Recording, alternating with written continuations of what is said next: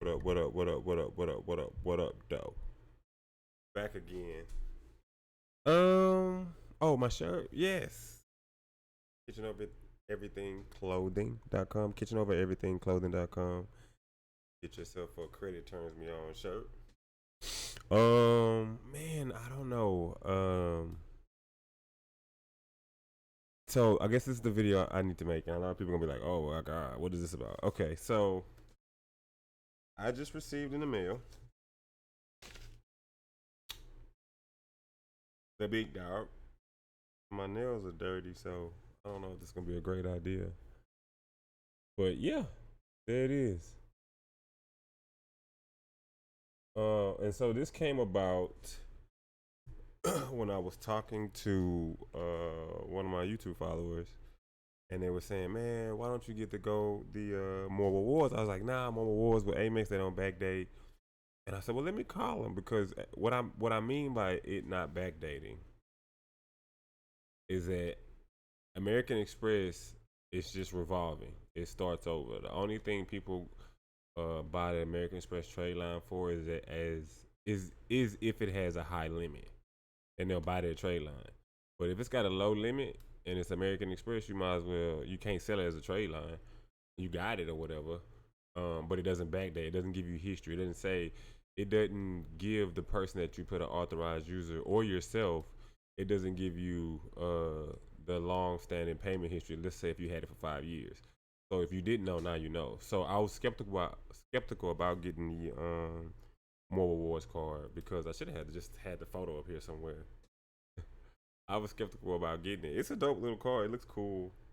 Um, but I was skeptical about getting it because worry about the backdating. But I called Navy Federal, talked to them, also asked them about the glitch, about what happened with the glitch, and they said, yeah, we had a glitch in the system. Everybody's cards reported early, so we had to report twice. So there was nothing you can do about it. And Soapbox did this too. She was saying the simple fact that they can report your credit report whenever they felt like it. But they just had a little glitch in the system. It was what it was, but they did report again on time further down the line. So I guess I put that in the description too as a grabber. Um, but anyway, getting back to the more rewards card, and so I said, you know what? Let me call them, and they confirmed that no, they do backdate, and it's just the American Express logo is backed by it for the points, which I am a part of, because I got the American Express Delta Platinum card. What up? What up? What up? I can brag like that now. It's been, boy, y'all don't know this journey. Y'all really don't know. Um, so, so I did it. What I was gonna do was show y'all how cool this is to do. All right, and I don't think anybody. So yeah, right? Y'all see that? That's and add the big boy. So that's all of them right there. Probably bad YouTubing, but whatever. Just got the security card in the mail. Shout out to them on the security card. Security card is actually kind of dope looking. Like shout out to Navy Federal for the design on the teal. That's pretty fire. Anyway, of course y'all know that. I mean, the smart people who know a lot about credit know that I can't have three credit cards, more than three credit cards with one bank or well Navy Federal anyway. The one that's deactivated, which I was telling everybody that I made a mistake on. Yeah, there's nothing on this one. It's the platinum one. The platinum one I should have got last because it has a 0% APR for 12 for a year. And so if I would have got that one later in my like if I would have got that one last and got like a high limit on it, then I would have been able to make some real moves without worrying about paying the monthly payments being blooming up, like being 180. Instead it'd be like 65 or whatever it is. Or no, or you don't make your first payment. Like something like that. But I should have got it last because that's more of a business purpose. But I'm kind of happy about that, man. It was a long time coming, and I like the fact that I can make those moves. And like I always say, if you're living check to check or check to Monday or whatever it is like that, you need to have good credit. And a lot of people say, well, Keys, it's hard to do that because I'm living check to check and I don't have time to pay this and the other. You need to make room. You got to sacrifice. You got to sacrifice. You really do, because it's important for your financial well-being. Because once you made all those sacrifices and you pulled through, and you hit your first thing for like your first credit card, even if it's $500. Shout out to my dog JP. But even if it's $500, that's still money you didn't have, just for being a little bit more responsible, making that sacrifice. So, and jumping in there. So let's say you had no credit and you live in check to check, and you don't want to get that secure card. You got two choices: either you get the damn secure card, or you piggyback off somebody that give you credit. But it's always better to add your own personal trade line. So add your own personal trade line, you know, and getting a secure card is a good way to go. Now you got to sacrifice that $200. That's a tough hard. That's hard. But here's the deal: you you making that 200 work for you. See, instead of it sitting in the bank and paying for a bill and you get nothing back from it, except the only people made money off that transaction was Visa or Mastercard, and the people who make the little machines and the internet service, and the people who got paid. Them the only people who got paid off you using your debit card.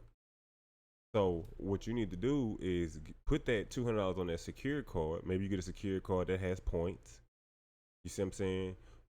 Maybe you get a secure card. You put that you get the secure card that's gonna boost your credit score, right? Start showing the banks, listen, I know I messed up in the past, but I'm back.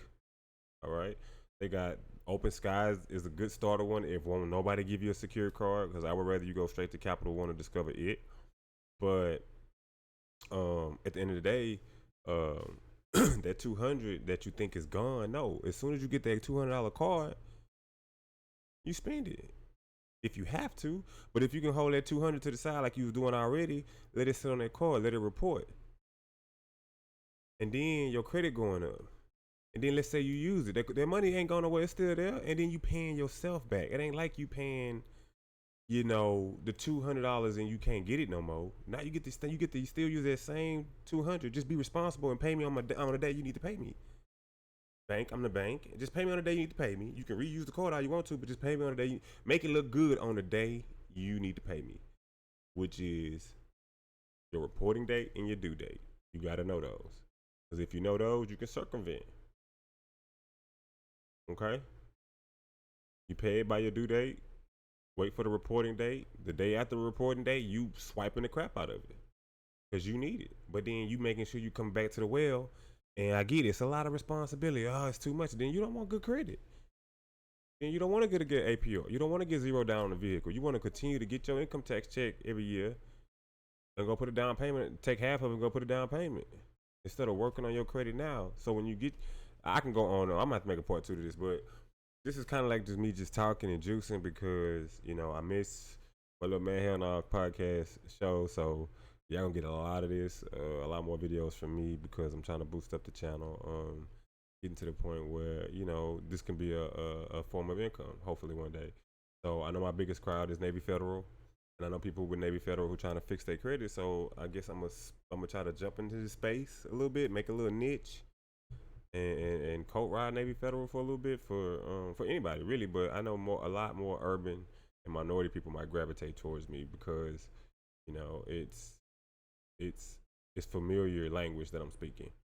But it's the same message to anybody.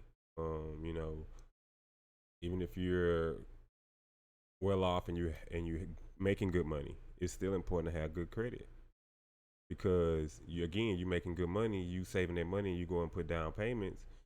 Boom, don't save that money. Go put that in a bunch of secure credit cards. Go boost up your credit. Go dispute some negative items that you might have messed up in the past. If you get money, you need to be doing these things.